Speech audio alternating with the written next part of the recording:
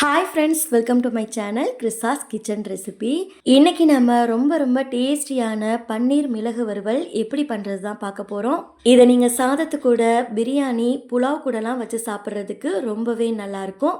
இப்போ வாங்க இந்த ரெசிபி எப்படி பண்ணுறதுன்னு பார்க்கலாம்.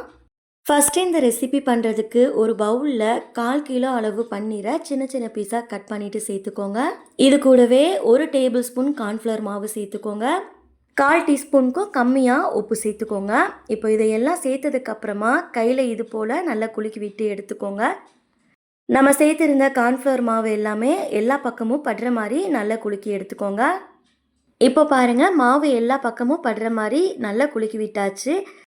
இந்த பன்னீர் எல்லாத்தையுமே நம்ம ஃப்ரை பண்ணி தான் எடுத்துக்க போகிறோம். அடுப்பில் எண்ணெயை சூடுபடுத்திக்கோங்க. எண்ணெய் நல்லா சூடானதுக்கப்புறமா நம்ம பன்னீரை உள்ளே சேர்த்துடலாம். பன்னீரை சேர்க்கும் போது கொஞ்சம் கொஞ்சமாக கேப் விட்டு சேர்த்துக்கோங்க, இல்லைனா ஒன்றோடு ஒன்று ஒட்டுற மாதிரி இருக்கும். எல்லா பன்னீரையும் சேர்த்ததுக்கப்புறமா இதை நல்லா ஃப்ரை பண்ணி எடுத்துக்கோங்க.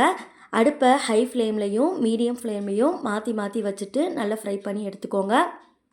இப்போ பாருங்கள், கலர் நல்லா மாறி வந்திருக்கு.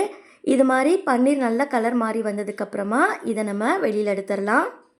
இதை ஃப்ரை பண்ணிவிட்டு அப்படியே சாப்பிட்றதுக்கே ரொம்ப நல்லாயிருக்கும். குழந்தைங்க ஏதாவது ஸ்நாக்ஸ் கேட்டாங்கன்னா இது மாதிரி ட்ரை பண்ணி பாருங்கள். இப்போ பாருங்கள், நான் பிளேட்டில் எல்லா பன்னீரையும் ஃப்ரை பண்ணிவிட்டு எடுத்து வச்சுருக்கேன். இப்போ இது ஒரு உரமாக இருக்கட்டும். அடுத்து ஒரு கடாய் சூடுபடுத்திட்டு 2 டேபிள் ஸ்பூன் எண்ணெய் சேர்த்துக்கோங்க. எண்ணெய் காஞ்சதுக்கப்புறமா ஒரு சின்ன பீஸ் பட்டை சேர்த்துக்கோங்க. கூடவே 2 ஏலக்காய், 2 கிராம்பு, 1/2 டீஸ்பூன் சோம்பு சேர்த்துக்கோங்க. இது நல்லா பொரிஞ்சதுக்கப்புறமா 2 மீடியம் சைஸ் வெங்காயத்தை நல்லா பொடியாக நறுக்கிட்டு சேர்த்துக்கோங்க. பெரிய வெங்காயமாக இருந்தால் 1 சேர்த்தாலே போதும். கூடவே கொஞ்சமாக கறிவேப்பிலை சேர்த்துக்கோங்க. இப்போது இந்த வெங்காயத்தை நல்லா கலர் மாறி வர அளவுக்கு வதக்கி எடுத்துக்கோங்க. இப்போ பாருங்கள், வெங்காயம் நல்லா வதங்கி கலர் மாறி வந்திருக்கு. இந்தளவு வதங்கினதுக்கப்புறமா இதில் ஒரு தக்காளி சேர்த்துக்கோங்க. கூடவே 1 டேபிள் ஸ்பூன் இஞ்சி பூண்டு விழுது ஃப்ரெஷ்ஷாக இடிச்சிட்டு சேர்த்துக்கோங்க. இப்போது இதை எல்லாத்தையுமே நல்லா வதக்கி எடுத்துக்கோங்க. தக்காளி நல்லா குலைவாக வதங்கி வர அளவுக்கு இதை வதக்கி எடுத்துக்கோங்க. இந்த அளவுக்கு தக்காளி நல்லா வதங்கினதுக்கப்புறமா நம்ம இதில் மசாலா பொருட்கள் சேர்த்துக்கலாம்.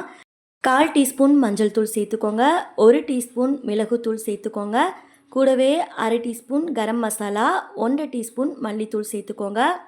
இதில் மிளகாய்த்தூளுக்கு பதிலாக மிளகுத்தூளோட காரமே அதிகமாக சேர்த்துக்கோங்க. இப்போ தேவையான அளவுக்கு உப்பு சேர்த்துட்டு இதை நல்லா கலந்து விட்டுக்கலாம். இதை நல்லா கலந்ததுக்கப்புறமா இதில் 1/2 கப் போல் தண்ணி சேர்த்துக்கோங்க. தண்ணி சேர்த்துட்டு இதை நல்லா கொதிக்க வச்சு எடுத்துக்கோங்க.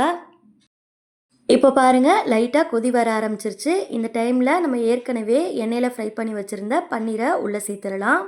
நீங்கள் பன்னீரை அப்படியே சேர்க்கணுன்னாலும் சேர்க்கலாம், இல்லைனா எண்ணெயில் ஃப்ரை பண்ணிவிட்டு இது போல் சேர்க்கலாம். சேர்த்ததுக்கப்புறமா இதை நல்லா ஒரு வாட்டி கலந்து விட்டுக்கோங்க. இதை நம்ம ஏற்கனவே எண்ணெயில் ஃப்ரை பண்ணி எடுத்துருக்கோம், அதனால் சீக்கிரமாகவே வெந்துடும்.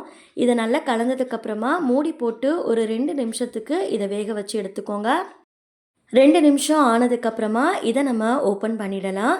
பாருங்கள், பன்னீர் எவ்வளோ சூப்பராக ரெடியாகி வந்திருக்கு. கடைசியாக இதில் கொஞ்சமாக மல்லி இலை இருந்தால் சேர்த்துக்கோங்க.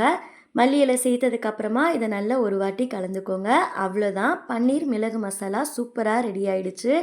இதை சாதத்து கூட வச்சு சாப்பிட்றதுக்கு, பிரியாணி, புலாவ் கூடலாம் வச்சு சாப்பிட்றதுக்கு ரொம்பவே நல்லாயிருக்கும். சப்பாத்திக்கு நடுவில் ஸ்டஃபிங்காக வச்சு சாப்பிட்றதுக்குமே ரொம்ப நல்லாயிருக்கும். வீட்டில் ஒரு டைம் ட்ரை பண்ணி பாருங்கள். ட்ரை பண்ணி பார்த்துட்டு உங்களுக்கு எப்படி வந்ததுன்னு மறக்காமல் உங்களோட ஃபீட்பேக்கை ஷேர் பண்ணிக்கோங்க. நெக்ஸ்ட் ஒரு ரெசிபி வீடியோவில் பார்க்கலாம். தேங்க்ஸ் ஃபார் வாட்சிங். பபாய்.